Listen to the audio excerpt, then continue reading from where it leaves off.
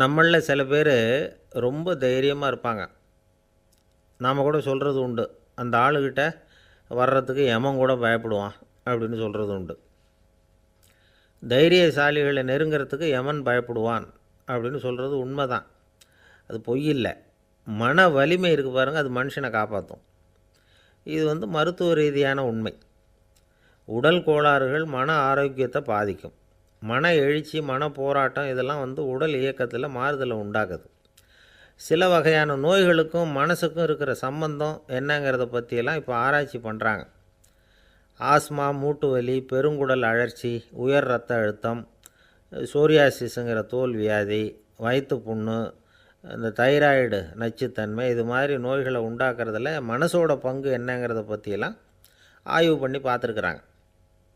எதுக்கு எடுத்தாலும் சோர்ந்து போகிறது, தோண்டு போகிறது, இப்படிப்பட்ட மனவாகு, அதோட யாரும் நமக்கு உதவ முடியாது அப்படிங்கிற மனோபாவம், கைவிடப்பட்ட மனநிலைமை, இதெல்லாம் நோயோட தீவிரத்தை ரொம்ப அதிகரிக்க செய்யுதான். இவங்கெல்லாம் அந்த கைகால் வலிக்குது, உடம்பு அசதியாக இருக்குது, தூக்கம் வரல, முதுகு வலிக்குது, உடம்பில் உணர்ச்சி குறையுது, கை கால் விரல்லாம் மரத்து போகுது, இப்படி ஏதாவது சொல்லிக்கிட்டு டாக்டர்களை தேடி வந்துக்கிட்டு இருப்பாங்க. நெஞ்சு வலி யாருக்கு வருது தெரியுமா? பதற்றம், போட்டி மனப்பான்மை, அளவுக்கு அதிகமான வேகம், துடிப்பு, பேராசை, இதுலேயும் கட்டுப்பாடு, நேரம் தவறாமை, அப்புறம் இதெல்லாம் உள்ள மனவாக உள்ளவங்க இருக்கிறாங்கல்ல, அவங்க பெரும்பாலும் நெஞ்சு வலிக்கு ஆளாயிடுறாங்களாம். ஃப்ரீட்மேன் அப்படிங்கிறவர் நிறைய ஆராய்ச்சியெல்லாம் பண்ணி பார்த்துட்டு இதை உறுதிப்படுத்தியிருக்கிறார். அவர் பண்ணின ஆராய்ச்சியில் என்னெல்லாம் தெரிய வந்தது தெரியுமா? பொறுப்பு அதிகம் உள்ளவங்களுக்கு கண்டிப்பாக இரத்த அழுத்தம் வரும், அதிகமாக இருக்குமா. அதே மாதிரி கண்டிப்பாக இருக்கிறாங்கல்ல, அவங்களுக்கும் இரத்த அழுத்தம் அதிகரிக்குமா.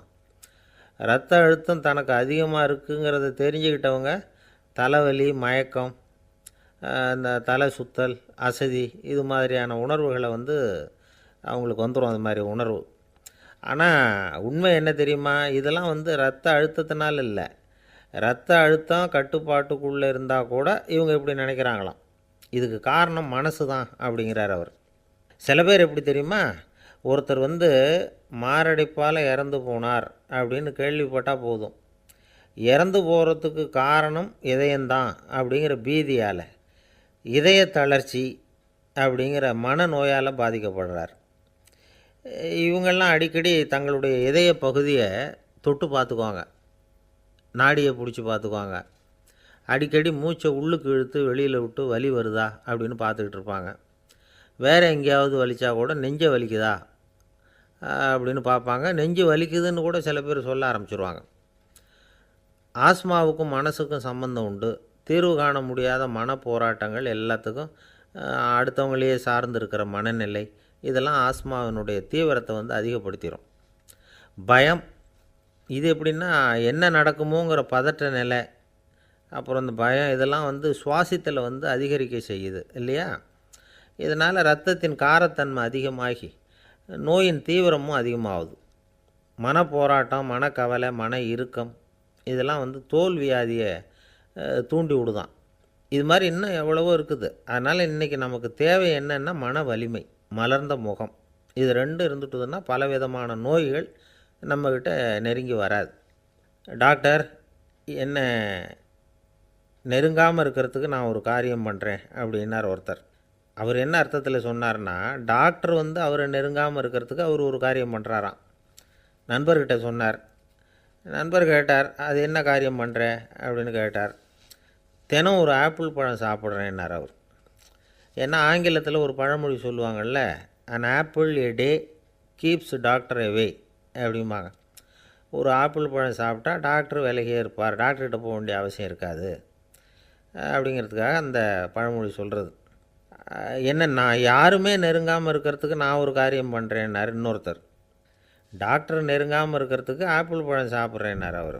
என்னை யாருமே நெருங்காமல் இருக்கிறதுக்கு நான் ஒரு காரியம் பண்ணுறேன்னார் இன்னொருத்தர். அது என்னன்னு கேட்டோம். தினம் ஒரு பூண்டு சாப்பிட்றேன்னார்.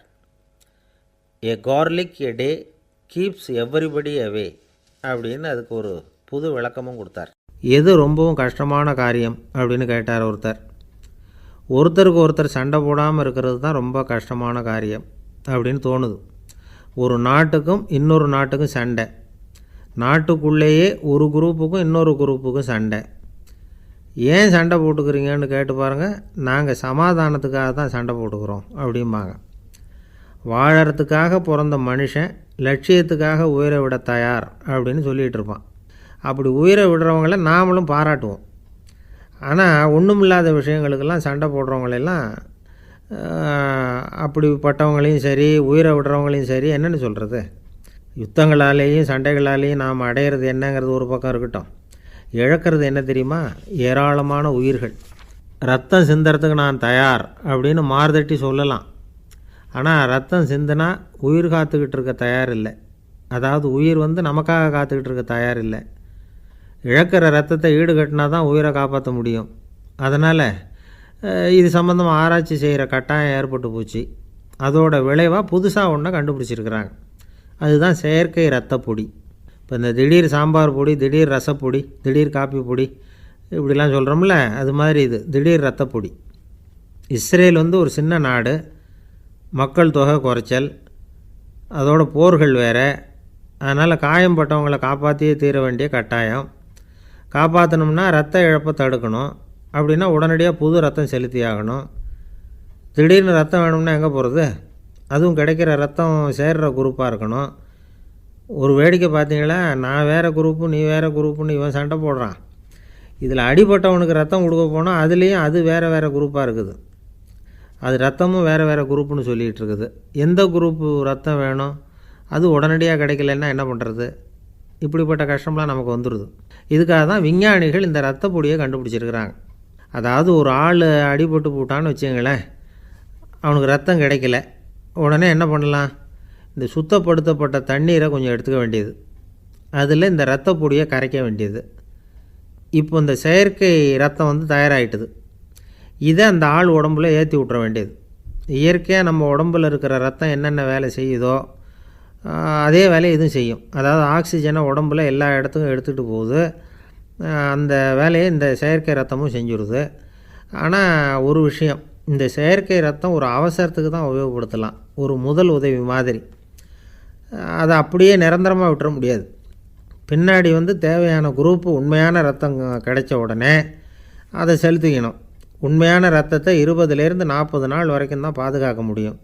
அதுவும் குளிர்பதன பெட்டியில். அதுக்குள்ளே உபயோகப்படுத்தலைன்னா அது வீணாக போயிடும். இந்த ரத்த பொடி அப்படி இல்லை, எவ்வளோ நாள் வேணும்னாலும் அப்படியே வச்சுருக்கலாம். குளிர்பதன பெட்டியும் தேவையில்லை.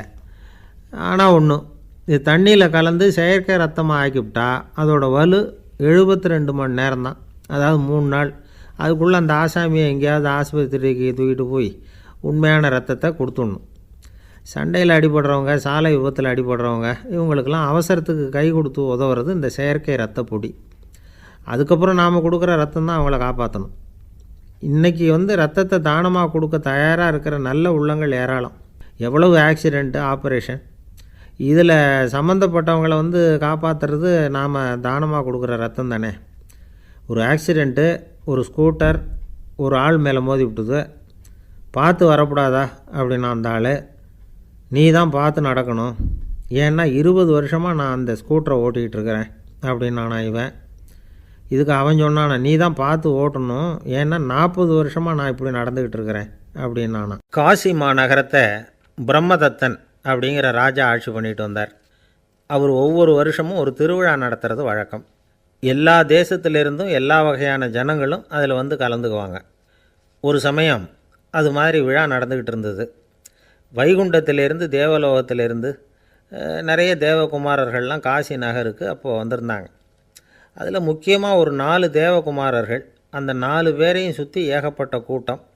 அப்படி என்ன விசேஷம் அவங்கக்கிட்ட அப்படின்னா, மற்றவங்கள விட அவங்க முகம் அழகாக இருந்ததா அப்படி பார்த்தா அப்படியும் இல்லை. அவங்க அணிஞ்சிருந்த மலர் மாலைகள் தான் அதுக்கு காரணமாக. அந்த மலர்கள்லேருந்து அப்படி ஒரு அபூர்வமான நறுமணம். இதுக்கு முன்னாடி இப்படி ஒரு நறுமணத்தை அந்த ஊர் ஜனங்க அனுபவிச்சதே இல்லை. அதுதான் அந்த 4 பேரையும் சுற்றி கூட்டம். எல்லோரும் கேள்வி கேட்க ஆரம்பித்தாங்க. உடனே அந்த 4 தேவகுமாரர்களும் எல்லாருக்கும் தெரியும்படியாக வானத்தில் எழும்பி கொஞ்சம் உயரமாக நின்றுக்கிட்டாங்க. கீழே நின்றுக்கிட்டு இருந்த அரசன்லேருந்து ஆண்டி வரைக்கும் ஒருத்தர் பாக்கி இல்லாமல் ஒரே குரலில் எல்லாரும் அவங்கள பார்த்து, எங்களுக்கும் இது மாதிரி மாலையை போட்டுக்கணும்னு ஆசையாக இருக்குது, அதுக்கு நீங்கள் தான் அருள் பண்ணணும் அப்படின்னு கேட்டுக்கிட்டாங்க. மாலை போட்டுக்கிறதுனா எல்லாருக்கும் ஆசையாக தானே இருக்கும். அந்த 4 தேவகுமாரர்களில் ஒருத்தர் புத்தர் பிரான். அவர் சொன்னார், பூலோகவாசிகளே, நான் சொல்கிறத கொஞ்சம் பொறுமையாக கேளுங்க. கக்காரு அப்படிங்கிற கற்பக விருட்சத்தின் மலர்களால் தொடுக்கப்பட்டது இந்த மாலை. இதுக்கு நிறைய சக்தி உண்டு. எந்த காலமும் இது வாடாது, வாசனையும் குறையாது. ஆனால் இதை அணிந்து கொள்கிறதுக்கு சில தகுதிகள் தேவை அப்படின்னார். என்ன தகுதி அது சொல்லுங்களேன் அப்படின்னு ஏக காலத்தில் எல்லாரும் சத்தம் போட்டாங்க. தீய இயல்புகள் உள்ளவங்க, இழிந்த சிந்தனை, இழிந்த செயல் உள்ளவங்க இந்த மாலையை அணிய முடியாது அப்படின்னார். அவ்வளோதான். கூட்டத்தில் சத்தம் போட்டவங்கள்லாம் மெதுவாக அப்படி அடங்க ஆரம்பிச்சிட்டாங்க. இன்னொரு தேவகுமாரன் சொன்னார், அடுத்தவங்க பொருளை அபகரிக்காதவன், அடுத்தவங்களுக்கு கெடுதல் பண்ணக்கூடிய பொய் பேசாதவன், பேராசையினால் கெட்ட வழியில் பொருள் ஈட்ட நினைக்காதவன் இந்த மாலையை போட்டுக்கலாம் அப்படின்னார். கூட்டத்திலேருந்து யாரும் முன்னுக்கு வரல. ஒரே ஒரு ராஜகுரு மட்டும் கொஞ்சம் முன்னாடி வந்தார். பெரியவர், படித்தவர். அவர், எனக்கு தகுதி இருக்குது அந்த மாலையை போட்டுக்கிறதுக்கு அப்படின்னார். வேறு ஒன்றும் இல்லை, பொய் சொல்லியாவது அந்த மாலையை வாங்கிக்குவோமே அப்படின்னு முடிவு பண்ணிட்டார் அவர். அவ்வளோதான், மாலையை வாங்கிட்டார். அடுத்த தேவகுமாரன் பேசினார். யாருக்கு திடமான அறிவும் மனமும் இருக்குதோ, யாருக்கு நல்ல காரியங்களில் அசையாத ஈடுபாடு இருக்குதோ, நல்ல அரிய பொருள்களை தனியாக தான் மட்டும் அனுபவிக்க விரும்பாதவர் யாரோ அவர் முன்னாடி வந்து இந்த மாலையை வாங்கிக்கலாம் அப்படின்னார். அந்த தகுதியும் எனக்கு இருக்குன்னார் ராஜகுரு. மாலையை வாங்கி போட்டுக்கிட்டார்.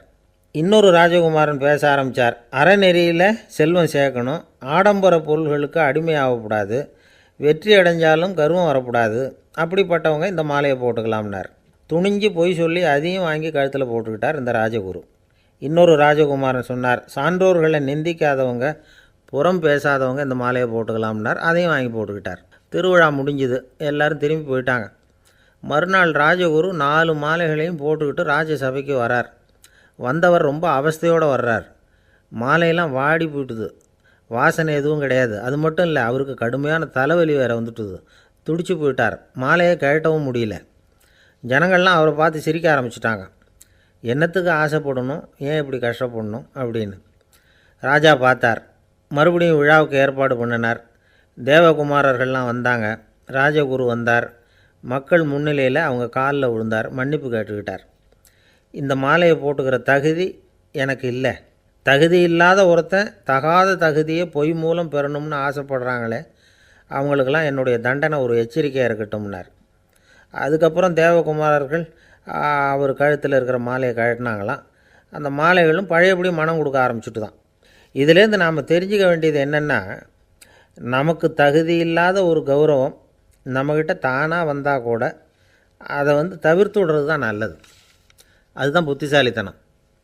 ஒருத்தர் வந்தார். சார், எங்கள் இலக்கிய மன்ற விழாவுக்கு நீங்கள் தலைமை தாங்கணும்னார். உடனே இவர் சொன்னார், பேச்சாளர், சார், இலக்கியத்தை பற்றி பேசுகிற தகுதி எனக்கு இல்லையே அப்படின்னார். உடனே அவர் கூப்பிட வந்தவர் சொன்னார், அந்த தகுதி உங்களுக்கு இல்லைங்கிறது எங்களுக்கும் தெரியும் சார், அதனால தான் உங்களை தலைமை தாங்க கூப்பிட்றேன் அப்படின்னார். அது சரி, தலைமைன்னா அதுக்கு இவர் என்ன தான் அர்த்தம் பண்ணுறாருன்னு தெரியல. அளவுக்கு மிஞ்சினால் அமிர்தமும் நஞ்சு அப்படின்னு சொல்லுவாங்க. அது உண்மைதான். ஒருத்தருக்கு அளவுக்கு மீறிய புகழ் வந்துட்டுதுன்னு வச்சுங்க, அது கூட ஆபத்தாக போயிடுறது உண்டு. பழங்காலத்துல எல்லாம் கிரேக்க தேசத்தில் ஒரு பழக்கம் உண்டாம். அதாவது யாராவது ஒருத்தரை நாடு கடத்தணும்னா அதுக்கு ஒரு வழி உண்டு. அதாவது ஒருத்தரை நாடு கடத்தணும்னு மக்கள் விரும்புகிறாங்கன்னு வச்சுங்களேன், அவர் பேரை ஒரு மண்பாண்ட ஓட்டுச்சில்லில் எழுதி அதை ஒரு குறிப்பிட்ட பொது இடத்துல போட்டுற வேண்டியது, அவ்வளவுதான். இது மாதிரி பல பேர் போட்டுக்கிட்டே இருப்பாங்க. எல்லாம் அப்படியே குவிஞ்சு போயிடும். அந்த ஓட்டாஞ்சில்லு குவியலில் யாருடைய பேர் அதிகமாக இருக்குதோ அந்த நபரை ஒரு 10 ஆண்டுகள் நாடு கடத்தி விடுவாங்க. இது அந்த ஊர் வழக்கமாக. ஒரு நாள் அந்த குவியலுக்கு பக்கத்தில் ஒரு ஆள் நின்றுக்கிட்டு இருக்கிறான். அவன் கையில் ஒரு ஓட்டாஞ்சில்லு வச்சுருக்கிறான். அதில் யாரோட பேரையோ எழுதணும், எழுதி அந்த இடத்துல போடணுங்கிறது அவன் ஆசை.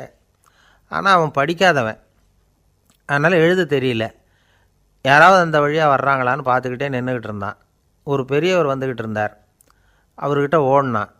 கையில் இருந்த மண்பாண்ட சில்லை கொடுத்தான். ஐயா, இதில் ஒரு பேர் எழுதி கொடுங்களேன்னா. அந்த பெரியவர் அதை வாங்கி கையில் வச்சுக்கிட்டு, என்ன பேர் எழுதணும் சொல்லு அப்படின்னா. இவன் சொன்னான், அரிஸ்டைடிஸ் அப்படின்னு எழுதுங்க அப்படின்னா. இதை கேட்டதும் அந்த பெரியவருக்கு அதிர்ச்சி. ஏன்னா அவர் தான் அரிஸ்டைடிஸ், தத்துவ மேதை அரிஸ்டைடிஸ் அவர். இருந்தாலும் நான் தான் அதுங்கிறத காட்டிக்காமல் அந்த ஆளுகிட்ட கேட்டார். அது சரிப்பா, அரிஸ்டைடிஸுங்கிற பேரை எழுத சொல்கிற, அவர் உனக்கு என்ன கெடுதல் பண்ணார், அவர் பேரை இதில் எழுத சொல்கிறியே அப்படின்னு கேட்டிருக்கார். அதுக்கு இவன் சொன்னானா, அவர் எனக்கு எந்த கெடுதலும் பண்ணலை, அவரை நான் பார்த்தது கூட இல்லை அப்படின்ட்டுருக்கான். அப்புறம் எதுக்காக அவரை வந்து நாடு கடத்தணும்னு நீ ஆசைப்படுற அப்படின்னு கேட்டிருக்கார். இப்போ அந்த ஆள் சொல்கிறான், அரிஸ்டைடஸை பற்றி எல்லாரும் பேசுகிறாங்க, அவர் ரொம்ப நல்லவர், அவர் ஒரு பெரிய அறிவாளிங்கிறாங்க, அவர் ஒரு பெரிய வள்ளல், பேரறிஞர், இப்படி எல்லாரும் சொல்கிறத கேட்டு கேட்டு எனக்கு ரொம்ப அலுத்து போயிட்டுது, அதனால தான் வெறுப்பாயிட்டேன் அப்படின்னு நானும். இதிலேருந்து என்ன தெரியுது, நாம் நல்லவனாக இருக்கிறதுல ஒன்றும் இடைஞ்சல் இல்லை. ஆனால் நம்மளை நல்லவன் நல்லவன் எல்லாரும் சொல்ல ஆரம்பிச்சிட்டாங்கன்னு வச்சுக்கோங்க, அப்போ இடைஞ்சல் ஆரம்பம்னு அர்த்தம். எதுவுமே அளவுக்கு மிஞ்சி போகாமல் பார்த்துக்க வேண்டியது ரொம்ப அவசியம். அளவுக்கு அதிகமாக ஆசைப்படாதவங்களில் ஆப்ரஹாம் லிங்கனும் ஒருத்தரான். அவர் ஒரு தடவை தன்னுடைய நண்பர்கள்கிட்ட பேசிக்கிட்டு இருந்தாராம். ஒருத்தர் கேட்டிருக்கார், ஒரு மனுஷனுக்கு கால்கள் வந்து எவ்வளோ உயரம் இருக்கணும் அப்படின்னு கேட்டாராம். இதுக்கு ஆப்ரஹாம் லிங்கன் சொன்னாராம், அது என்ன, இடுப்புலேருந்து தரையை தொடுற அளவுக்கு உயரம் இருந்தால் போதும் அப்படின்னாராம். ஒரே ஒரு ஊரில் ஒரு ராஜா இருந்தார். அவர் பேரில் மக்களுக்கு ரொம்ப மரியாதை. அவ்வளவு நல்லா ஆட்சி புரிஞ்சிக்கிட்டு வந்தார். அவருக்கு வயசாகிட்டுது. அதனால் ஒரு நாள் அமைச்சரை கூப்பிட்டார். இதை பாருங்கள், எனக்கு வயசாகிட்டுது, அதனால் இந்த அரச பொறுப்பையெல்லாம் நீங்கள் ஏற்றுக்குங்க அப்படின்னார். அதுக்கப்புறம் ராணியை கூப்பிட்டார். வா, நாம் இனிமேல் இங்கே இருக்க வேணாம், காட்டுக்கு போய் தவம் பண்ணலாம் அப்படின்னு கூப்பிட்டார். இந்த செய்தி மக்களுக்கு அறிவிக்கப்பட்டது. மக்கள் உடனே கூட்டம் கூட்டமாக அரண்மனைக்கு வர ஆரம்பிச்சிட்டாங்க. மன்னரை போய் பார்க்குறாங்க. அரசே, தாங்கள் வந்து எங்களுக்கு தந்தை மாதிரி, நீங்கள் காட்டுக்கு போயிட்டால் நாங்கள்லாம் இங்கே எப்படி இருக்க முடியும், எங்களுக்கெல்லாம் எந்த துன்பமும் இல்லாமல் பார்த்துக்கிட்டு வர்றீங்க, இது மாதிரியான ஒரு அரசாட்சி இல்லைன்னா மக்கள் வந்து வாழ்ந்து என்ன பயன் அப்படின்னாங்க. இருந்தாலும் என்ன பண்ணுறது, வயசாயிட்ட காரணத்தினால இந்த முடிவுக்கு வர வேண்டியிருக்குது அப்படின்னாராம் ராஜா. அப்படின்னா நீங்கள் காட்டுக்கு போக வேணாம், நாங்கள் போகிறோம், நாங்கள் அங்கே போய் தவம் பண்ணுறோம், வழிபாடு பண்ணுறோம், கடவுள் வருவார், அவர்கிட்ட வரம் வாங்கிட்டு வந்துடுறோம் அப்படின்னாங்களாம். அப்படி சொல்லிவிட்டு உடனே எல்லோரும் காட்டுக்கு போனாங்க. நாட்டு மக்கள் எல்லாரும் ஒட்டு மொத்தமாக வந்து காட்டில் உட்காந்துக்கிட்டு தவம் பண்ணுறதை பார்த்தார் கடவுள். உடனே புறப்பட்டு வந்தார். எல்லோரும் இப்படி வந்து உட்காந்துருக்குறீங்களே, என்ன வேணும் உங்களுக்கு அப்படின்னு கேட்டார். உடனே மக்கள் எல்லாரும் ஒரு குரலில் சொன்னாங்க, சுவாமி, எங்கள் மன்னன் ரொம்ப நாளைக்கு நல்லபடியாக இருக்கணும், அவர் வந்து மகிழ்ச்சியாகவும் உடல் நலத்தோடும் இருந்தால் தான் நாங்கள் அமைதியாக வாழ முடியும் அப்படின்னாங்க. சரி, அதுக்கு என்ன செய்யணும் அப்படின்னார் ஆண்டவன். எங்கள் மன்னருக்கு இன்னும் ஒரு 100 வருஷம் ஆயுளை கொடுங்கோ அப்படின்னாங்க. அவ்வளவு தானே, சரி அப்படியே ஆகட்டும் அப்படின்னு சொல்லிவிட்டு ஆண்டவன் போயிட்டார். மக்கள் மகிழ்ச்சியோடு திரும்பி வந்தாங்க. மன்னா, கடவுள் வரம் கொடுத்துட்டார், நீங்கள் 100 வருஷம் வாழ போகிறீங்க அப்படின்னாங்க. இதை கேட்டதும் ராணி ராஜாவை வணங்கி, நான் தவம் செய்ய போகிறேன் அப்படின்னு புறப்பட்டாங்க. உடனே மக்கள் என்ன நினச்சாங்க தெரியுமா, ஐயோ, நாம் ராஜாவுக்கு மட்டும்தானே நீண்ட ஆயுள் வேணும்னு வரம் வாங்கினோம், ராணிக்கு வாங்கலையே, அதுதான் கோபத்தில் புறப்பட்டாங்க போல இருக்குது அப்படின்னு நினச்சி வருத்தப்பட்டாங்க. ஆனால் ராணி நினச்சது அது இல்லை. ராணி போய் தவம் பண்ணாங்க, கடவுள் காட்சி கொடுத்தார். இவங்க கேட்குறாங்க, சுவாமி, ராஜாவுக்கு மட்டும் 100 வருஷம் ஆயுள்னு வரம் கொடுத்துட்டீங்க, அப்படின்னா குடிமக்களும் 100 வருஷம் இருக்கணும். இப்படிப்பட்ட குடிமக்கள் இல்லைன்னா அப்படிப்பட்ட அரசன் இருந்து என்ன பிரயோஜனம் அப்படின்னாங்களாம். ஆண்டவன் பார்த்தார், சரி, அவங்களும் 100 வருஷம் வாழ்வாங்க, அது மட்டும் இல்லை, நீயும் 100 ஆண்டு காலம் வாழ வரமளிக்கிறேன் அப்படின்னு சொல்லிவிட்டு மறைஞ்சிட்டார். இதில் ஆண்டவன் வர்றதும் மறையிறதும் முக்கியம் இல்லை. இதில் கவனிக்க வேண்டியது ஆள்கிறவனின் விசாலமானம், குடிமக்களின் விசாலமானம், ஆள்கிறவன் மனைவியினுடைய விசாலமானம். இப்படி ஒரு நாடு இருந்துட்டுதுன்னா எப்படி இருக்கும் வாழ்க்கை நினச்சி பாருங்கள்.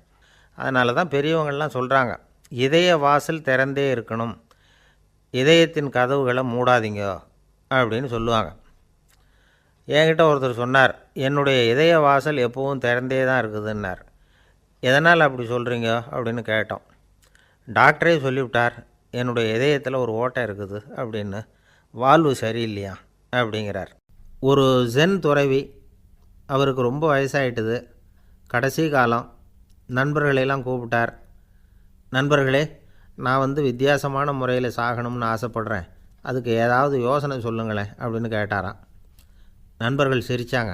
என்ன பேச்சு பேசுகிறீங்க, சாவறதுங்கிறது என்ன விளையாட்டுத்தனமான காரியமா அப்படின்னு கேட்டிருக்காங்க. அந்த துறவி கொஞ்ச நேரம் யோசனை பண்ணார். அப்புறம் கேட்டாராம், இது வரைக்கும் யாராவது நடந்துக்கிட்டே இறந்துருக்குறாங்களா அப்படின்னாராம். எல்லாரும் இல்லைன்னாங்களாம். ஒருத்தர் மட்டும் சொல்லியிருக்கார், அப்படியும் ஒருத்தர் இறந்துருக்கிறதாக ஒரு கதையில் படிச்சிருக்கிறேன், ஒரு ஞானியால் தான் அப்படியெல்லாம் செய்ய முடியும் அப்படின்னு அவர் சொன்னாராம். சரி, அப்படின்னா அந்த முறை நமக்கு வேணாம், நின்றுக்கிட்டே யாராவது உயிரை விட்டுருக்காங்களா அப்படின்னு விசாரித்தாராம். அப்படியும் ஒருத்தர் இறந்துருக்கிறார் அப்படின்னாங்களாம். மறுபடியும் அந்த துறவி யோசனை பண்ணியிருக்கிறார். ஏதாவது வித்தியாசமான முறையில் நாம் வந்து போகணும் அப்படிங்கிறது அவருடைய விருப்பம். மனிதன் எப்படி வாழ்கிறானோ அப்படி இறப்பது தான் நல்லது. சரி, யாராவது தலைகீழாக வந்து யோகம் செய்யும் நிலையில் இறந்துருக்கிறாங்களா அப்படின்னு விசாரித்தாராம். நண்பர்கள் சிரித்தாங்க. தலைகீழாக நின்னபடி இறந்ததாக நாங்கள் கேள்விப்பட்டதே இல்லை, அது முடியாத காரியம் அப்படின்ட்டுருக்காங்க. இப்போ அந்த துறவிக்கு திடீர்னு உற்சாகம் வந்துட்டுது. உடனே எழுந்திரிச்சார், தலைகீழாக நின்னார், அப்படியே உயிரை விட்டுட்டார். அவ்வளோதான். அந்த மடாலயத்தில் ஒரே குழப்பம், எப்படி அவரை கீழே இறக்கி படுக்க வைக்கிறது அப்படின்னு புரியல. இப்படி உயிர் விடுறதை பற்றி அவங்க இது வரைக்கும் கேள்விப்பட்டதும் இல்லை. உண்மையிலேயே வந்து இவர் வந்து இறந்து தான் போனாராங்கிறதும் தெரியல. சோதித்து பார்த்தாங்க, இதய துடிப்பு, நாடி துடிப்பு எல்லாம் நின்று போயிருந்தது. இவர் எப்பவும் இப்படி தான், என்ன பண்ணுறது இப்போது அப்படின்னு சொல்லி எல்லோரும் குழம்பிக்கிட்டு இருக்கிற சமயத்தில் ஒரு பெரிய ஒரு யோசனை சொன்னார். இந்த துறவியோட மூத்த சகோதரி பக்கத்து மடாலயத்தில் இருக்கிறாங்க, அவங்கள இங்கே அழைச்சிட்டு வந்தால் ஏதாவது வழி கிடைக்கும் அப்படின்னார். அந்த அம்மாவுக்கு 90 வயசு. அழைச்சிட்டு வந்தாங்க. ஒரு குச்சியை ஊன்றிக்கிட்டு அப்படியே மெதுவாக நடந்து வந்தாங்க. வந்து, தம்பி, தலைகீழாக நின்று உயிர் விட்டு இறக்கிறத பார்த்தாங்க. தம்பின்னு கூப்பிட்டு பார்த்தாங்க, ஒன்றும் காணோம். உடனே என்ன பண்ணாங்க, தன்னுடைய கைத்தடியால் தம்பியோட உடலை ஒரு தட்டு தட்டினாங்க. ஏப்பா, சாகிறப்பவும் உன்னுடைய குறும்புத்தனத்தை விடலையா, இப்படியாடா சாகிறது, ஒழுங்காக செத்து தொலை அப்படின்னாங்களாம். அவ்வளவுதான். உடனே அந்த துறவி திரும்பி நேராக நின்னார். அக்கா, கோவப்படாத, நான் ஒழுங்காக சாகிறேன், எப்படி செத்தா என்ன, எல்லாம் எனக்கு ஒன்று தான் அப்படின்னு சொல்லிவிட்டு அப்படியே தரையில் படுத்து உயிரை விட்டாராம். அதுக்கப்புறம் அந்த அம்மா கோலை வந்து கையில் எடுத்துக்கிட்டு அப்படியே திரும்பி கூட பார்க்காம அவங்க பாட்டுக்கு போயிட்டாங்களாம். மரணத்தை ஒரு விளையாட்டாக ஆக்கிய அந்த துறவிக்கு வாழ்க்கையே ஒரு விளையாட்டாக தான் இருந்திருக்குது. எந்த நோக்கமும் இல்லாமல் செயல்படுறதுன்னா என்னங்கிறதும் அவருக்கு தெரிஞ்சிருக்குது. பயனை எதிர்பார்க்காம பணி செய்து வாழ்ந்து மறைந்த மகான் அவர். தம்முடைய தொழிலை வந்து விளையாட்டு போல் செய்ய தெரிஞ்சவருக்கு வாழ்க்கையே ஒரு விளையாட்டாக மாறிடும். எல்லாமே விளையாட்டாகி விடுகிற போது மரணமும் விளையாட்டாகிவிடும் அப்படிங்கிறது தான் அந்த தத்துவம். ஆனால் அதுக்கு முன்னாடி உங்களுக்குள்ளே இருக்கிற உண்மையான நடிகனை வந்து நீங்கள் அடையாளம் கண்டுபிடிக்கணும். நீங்கள் நடிக்க வேண்டியதே இல்லை, நீங்கள் ஏற்கனவே நடிச்சுக்கிட்டு தான் இருக்கிறீங்க. நீங்கள் இந்த உண்மையை தெரிஞ்சுக்கணும், அவ்வளவுதான். இதுதான் ஞானிகளுடைய கருத்து. நீங்கள் தெருவில் நடந்து போயிட்டுருக்கிறீங்க, எதிரில் வர்றவர் உங்களை பார்த்து எப்படி இருக்கிறீங்கன்னு கேட்குறார். நல்லா இருக்கிறேங்கிறீங்க. உண்மையிலேயே நாம் நல்லா இருக்க மாட்டோம், ஏதாவது உடம்புல கோளாறு இருக்கும். ஆனால் அப்படி சொல்லுவோம், நல்லா இருக்கிறேன் அப்படின்னு. அது நடிப்பு தானே. உங்களை சந்தித்ததில் ரொம்ப மகிழ்ச்சி அப்படின்னு சொல்கிறோம். உடனே கொஞ்சம் நிதானமாக யோசித்து பாருங்கள், உண்மையிலேயே உங்கள் மனசு மகிழ்ச்சி அடைஞ்சுட்டுதா? அது நடிப்பு தானே. வாழ்க்கையை சரியாக புரிஞ்சுக்கிட்டால் எல்லாமே நடிப்புங்கிறது புரியும். கல்யாண பத்திரிக்கை அனுப்பியிருந்தேனே, ஏன்டா வரலன்னு கேட்டான் ஒருத்தன். வந்திருந்தேனே அப்படின்னானா இவன். டேய், ஏன்டா போய் சொல்கிற, நான் பத்திரிக்கையே உனக்கு அனுப்பலையே அப்படின்ட்டுருக்கான் அவன். அதுக்கு இவன் சொன்னானா, பத்திரிக்கை அனுப்புனேன்னு நீ போய் சொல்கிறப்போ கல்யாணத்துக்கு வந்தேன்னு நான் போய் சொல்லக்கூடாதா அப்படின்னானா. பொங்கல் திருநாள். பொங்கல் திருநாள்னால் இது ஏதோ அறுவடை திருநாள் அப்படின்னு சொல்லுவோம். அதாவது வருஷம் பூரா நாம் பாடுபட்டு அதனுடைய பலனை அனுபவிக்கிற நாள் அப்படிங்கிறது நாம் சொல்லிகிட்டு இருக்கிறது. இது முக்கியமாக இது வந்து ஒரு நன்றி அறிவிப்பு நாள் அப்படின்னு சொல்லுவாங்க. இன்றைக்கி வந்து நிறைய நன்றி அறிவிப்பு கூட்டம்லாம் நடந்துக்கிட்டு இருக்குல்ல, அது மாதிரி விவசாயிகள் நடத்துகிற ஒரு நன்றி அறிவிப்பு விழா இது. யாருக்கு நன்றி சொல்கிறாங்கன்னா ஆதவனுக்கு. அதாவது சூரியன் இல்லைன்னா விவசாயம் இல்லை. அதனால் ஆதவனுக்கு நன்றி செலுத்துகிற நாளாக இந்த பொங்கல் திருநாளை நாம் கொண்டாடுறோம். அதாவது இந்த பொங்கலில் வந்து விவசாயிகள்கிட்டேருந்து நிறைய பண்புகளை நாம் தெரிஞ்சுக்க வேண்டிய நாள் இது. விவசாயிகள் வந்து அவங்க விவசாயம் முன்னேறி இருக்கிற அளவுக்கு விவசாயிகளுடைய வாழ்க்கை தரம் முன்னேறலை. அந்த அளவுக்கு அவர்கள் நாட்டுக்காக உழைச்சிக்கிட்டு இருக்கிறாங்க. அந்த காலத்துலேயே அதை பற்றி ஒரு கதை சொல்கிறது உண்டு. ஒரு வயசான ஆள் நிலத்தில் ஏறு உழுதுகிட்டு இருந்தாராம். கிழிஞ்சு போன ஒரு சின்ன துண்டை தான் இடுப்பில் கட்டியிருந்தாராம். தலையில் ஒரு கந்தலை சுற்றி இருந்தார். உடம்பு பூரா சேரு, ரொம்ப ஏழை. ஏறு ஓட்டிகிட்டு இருக்கிறவர் வேறு எப்படி இருப்பார்? இருந்தாலும் அந்த ஆள் ரொம்ப ஜாலியாக பாட்டு பாடிக்கிட்டே ஏறு உழுதுகிட்டு இருந்தாராம். உடம்புல தான் அவர் ஏழையை தவிர மனசில் ஒரு ஏழையாக தெரியல. அந்த சமயத்தில் அந்த நாட்டு ராஜா அந்த பக்கமாக குதிரை மேலே வந்தாராம். வேட்டைக்கு போயிட்டு பரிவாரங்களோடு திரும்பி வந்துக்கிட்டு இருக்கிறார். ரொம்ப செல்வ செழிப்பில் இருக்கிற ராஜா அவர் இந்த வயசான விவசாயியை பார்த்துருக்கார். இந்த ஆள் ரொம்பவும் ஏழைங்கிறது அவரை பார்த்தாவே பளிச்சுன்னு தெரியுது. கட்டிக்கிறதுக்கு நல்ல துணி இல்லை, உடம்போ இழைச்சி போயிருக்குது, வயிறு முதுகில் போய் ஒட்டிக்கிட்டு இருக்கு, கண்ணு குழி விழுந்து போயிருக்குது. ஆனாலும் முகத்தை பார்த்தா சந்தோஷமாக இருக்கிற மாதிரி இருக்குது. இவ்வளோ உற்சாகமாக பாடிக்கிட்டு இருக்கிறாரே அப்படின்னு ஆச்சரியமாக நினச்சி பார்த்தார் அந்த ராஜா. சரி, அவர்கிட்ட கொஞ்சம் பேச்சு கொடுத்து பார்க்கலாம் அப்படின்னு முடிவு பண்ணார். ஐயா பெரியவரே, இப்படி கொஞ்சம் வர முடியுமான்னாராம். பொழுது போகிறதுக்குள்ளே நான் இந்த வயல் பூரா உழவு ஓட்டி ஆகணும், அதனால் பேசுகிறதுக்கு நேரம் இல்லை அப்படின்னாராம் அந்த பெரியவர். என்ன அவ்வளவு அவசரமாக? மீதி இருந்தால் நாளைக்கு உழுதக்கூடாதா? அது சரி, உனக்கு எத்தனை ஏக்கர் நிலம் இருக்குது அப்படின்னு விசாரிச்சிருக்கார் ராஜா. எனக்குன்னு சொந்தமாக உள்ளங்கை அளவு கூட நிலம் கிடையாது. இது எங்கள் முதலாளியோட நிலம். இதை பூராவும் உழுது முடித்தா தான் அவர் கூலி கொடுப்பார். நான் கூலிக்கு உழுதுகிட்டு இருக்கிறேன். உங்ககிட்ட பேசிக்கிட்டு இருந்தால் அவருக்கு துரோகம் பண்ணது மாதிரி ஆகிடும் அப்படின்னாராம். ராஜா குதிரையை விட்டு கீழே இறங்கினார். வரப்பில் நடந்து அந்த பெரியவர்கிட்டே போனாராம். சரி, ஒரு நாள் பூரா உழுதா உனக்கு எவ்வளவு கூலின்னு கேட்டிருக்கார். 8 அணா கூலி கிடைக்கும்னாராம் அவர். இது ரொம்ப காலத்துக்கு முன்னாடி நடந்த ஒரு சம்பவங்கிறதுனால அப்போ 8 அணா கூலிங்கிறது ரொம்ப பெருசு. இருந்தாலும் அதுவும் அந்த ராஜாவுக்கு பெரிய கூலியாக தெரியல. இவ்வளவு தானா, இதை வச்சுக்கிட்டு நீ எப்படி காலம் தள்ளுற அப்படின்னாராம். ஒன்றும் கவலை இல்லை அப்படின்னாராம் அவர். ராஜாவுக்கு ரொம்ப ஆச்சரியமாக போச்சு. 8 அணா கூலி வாங்குகிற இந்த ஆள் கவலை இல்லாமல் இருக்கிறார், ஏராளமான வசதியோடு இருக்கிறன்னா கவலை இல்லாமல் வாழ முடியலையே அப்படின்னு நினச்சி பார்த்துருக்கார். அது சரி, 8 அணாவில் எப்படி குடும்பம் நடத்துகிற அப்படின்னு கேட்டாராம். எனக்கு கிடைக்கிற 8 அணாவில் 2 அணா குடும்பத்துக்கு செலவழிக்கிறேன், 2 அணா பழைய கடனுக்கு கொடுக்குறேன், 2 அணா தர்மம் செய்கிறேன், 2 அணா வட்டிக்கு கொடுக்குறேன், ஒரு குறையும் இல்லைன்னாராம். ராஜாவுக்கு ஒன்றும் புரியல. எனக்கு ஒன்றும் புரியலேன்னு இருக்கார். ஐயா, எனக்கும் என் மனைவிக்கும் 2 அணா செலவாகுது. வயசான அம்மா அப்பா இருக்கிறாங்க, சின்ன வயசில் என்னை காப்பாற்றினவங்க அவங்க. அந்த கடனுக்கு 2 அணா செலவாகுது, அது பழைய கடன். என் தங்கச்சி ஒருத்தி ஆதரவு இல்லாத நிலைமையில் தன்னுடைய மகனோட என் வீட்டில் இருக்கிறா. அவளுக்கும் அவள் மகனுக்கும் 2 அணா செலவு பண்ணுறேன், அது தர்மம். எனக்கு 2 பிள்ளைங்க இருக்கிறாங்க, அவங்களுக்கு 2 அணா செலவு பண்ணுறேன், அது வட்டிக்கு கொடுக்கறது மாதிரி. பிற்காலத்தில் அவங்க எங்களை காப்பாற்றுவாங்க. அந்த வகையில் நான் திருப்தியோடு வாழ்ந்துக்கிட்டு இருக்கிறேன் அப்படின்னாராம். ராஜாவுக்கு அர்த்தம் புரிய ஆரம்பிச்சுதான். அந்த பெரிய நிலத்தை விலை கொடுத்து வாங்கி அந்த பெரியவருக்கே தானமாக கொடுத்துட்டாராம். இப்போ உழுதவருக்கே நிலம் சொந்தமாகிட்டுது. அன்னையிலேருந்து அரசனுக்கும் ஆறுதல் கிடைச்சிதான். இப்படி ஒரு கதை சொல்லுவாங்க. 8 அணா வருமானத்தை வச்சுக்கிட்டு எப்படி காலத்தை தள்ளுறதுன்னு சொல்கிறதுக்காக இந்த கதையை சொல்கிறதாக யாரும் தப்பாக நினச்சிக்கக்கூடாது. கிடைக்கிறத எப்படி பங்கு போடுறார், எப்படி திருப்தியாக வாழறார் அப்படிங்கிறது தான் முக்கியம். அது மாதிரி இன்றைக்கு இந்த பொங்கல் திருநாளில் உழவர்கள் மனசு மகிழ்ச்சியாக இருந்ததுன்னா அது எல்லாரும் மகிழ்ச்சியாக இருக்கிறது மாதிரி அர்த்தம். அதனால் அவர்கள்ட்டேருந்து நாம் பாடம் கற்றுக்கணும். சில உழவர்கள் தங்கள் நிலத்தில் விளையிறத தாங்கள் சாப்பிட மாட்டாங்க, அடுத்தவங்கள்ட்ட விற்றுட்டு சந்தையில் போய் வேறு அரிசி வாங்கிட்டு வந்து தான் இவங்க சாப்பிடுவாங்க. அப்படிப்பட்ட விவசாயிகள்லாம் இது உண்டு. பங்கிடுகிற பண்பை உழவர்கள்ட்டேருந்து கற்றுக்கொள்ளுங்கள் அப்படிம்பாங்க.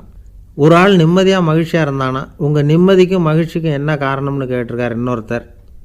என்கிட்ட இருந்தது பூராவையும் என் பிள்ளைங்களுக்கு சமமாக பங்கு போட்டு கொடுத்துட்டேன், எனக்குன்னு எதுவுமே வச்சுக்கல, அதுதான் நிம்மதிக்கு காரணம்ன்றிருக்கான்.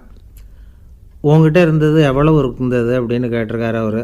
மொத்தமாக ஒரு 50,000 ரூபா இருக்கும் அப்படின்னு இருக்கான். அவ்வளவும் பணமாகவே இருந்ததா அப்படின்னு கேட்டிருக்காங்க இவங்க. இல்லைங்க, அவ்வளவும் கடன், அதை தான் பிரித்து கொடுத்துருக்கேன் பிள்ளைங்கக்கிட்ட அப்படின்னு நானும். அவன் ஒரு பெரிய பியானோ கலைஞர், வியன்னாவில் இருந்தார். ரொம்ப புகழ்பெற்ற இசை கலைஞர் அவர். இங்கிலாந்து மகாராணி விக்டோரியா அவருடைய சங்கீதத்தை கேட்கணும்னு ஆசைப்பட்டாங்க. அவரை அரண்மனைக்கு கூப்பிட்டாங்களாம். பியானோ வாசிக்க சொல்லி கேட்டாங்களாம். இவரும் ரொம்ப பிரமாதமாக வாய்ச்சி காட்டியிருக்கார். உடனே பாராட்டி பரிசுகள்லாம் கொடுத்து அனுப்புனாங்களாம்.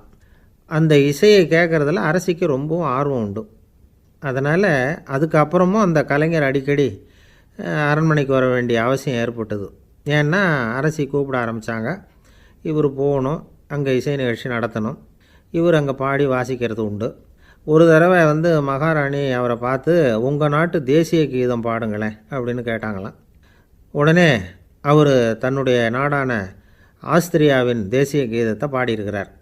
அவர் பாட ஆரம்பித்த உடனே மகாராணி எழுந்திரிச்சு நின்னாங்களாம். அதுக்கு மரியாதை செலுத்துகிற நோக்கத்தோடு பாட்டு முடிகிற வரைக்கும் அப்படியே நின்றுக்கிட்டு இருந்தாங்களாம். இதுதான் அந்த அரசியினுடைய பெருந்தன்மை. அதாவது நாட்டுப்பற்றுங்கிறது அந்த அளவுக்கு அப்படி இருக்கணும். இப்படி ஒரு அரசியே நம்ம நாட்டு தேசிய கீதத்துக்கு எழுந்திரிச்சு நின்று மரியாதை செலுத்துகிறாங்க அப்படிங்கிறத புரிஞ்சிக்கும் பொழுது அந்த முதிய கலைஞரின் மகிழ்ச்சிக்கு அளவே இல்லையாம். அதுக்கப்புறம் அந்த பியானோ கலைஞர் ஒரு நாள் தன்னுடைய நண்பர் ஒருத்தர்கிட்ட பேசிக்கிட்டு இருந்தாராம். அப்போ சொன்னாராம், மகாராணியார் எனக்கு எவ்வளவோ பரிசுகள்லாம் கொடுத்துருக்குறாங்க. ஒரு தடவை எனக்கு வைரக்கல் பதித்த அணி ஒன்றை கூட பரிசாக கொடுத்தாங்க. ஆனால் அதை விட உயர்ந்த விலை மதிக்க முடியாத அணி என்ன தெரியுமா? நான் என்னுடைய நாட்டு தேசிய கீதத்தை நான் பாடுறப்போ அவங்க எழுந்திரிச்சு நின்று மரியாதை செலுத்தினாங்களே, அதுதான் எனக்கு கிடைச்ச மிகப்பெரிய பரிசு அப்படின்னாராம். எனக்கு தெரிஞ்ச சங்கீத வித்வான் ஒருத்தர் இருக்கார். சமீபத்தில் ஒரு நாள் அவரை பார்த்தேன். எப்படி போயிட்டுருக்கு உங்கள் தொழில் அப்படின்னு கேட்டேன். ரொம்பவும் வித்தியாசமாக போயிட்டுருக்குங்க அப்படின்னார். என்ன சொல்கிறீங்க அப்படின்னேன். முன்னாடியெல்லாம் நான் பாடினா எதிரில் இருக்கிறவங்க தான் எழுந்திரிச்சு போயிட்டு இருந்தாங்க. இப்போ எப்படின்னா நான்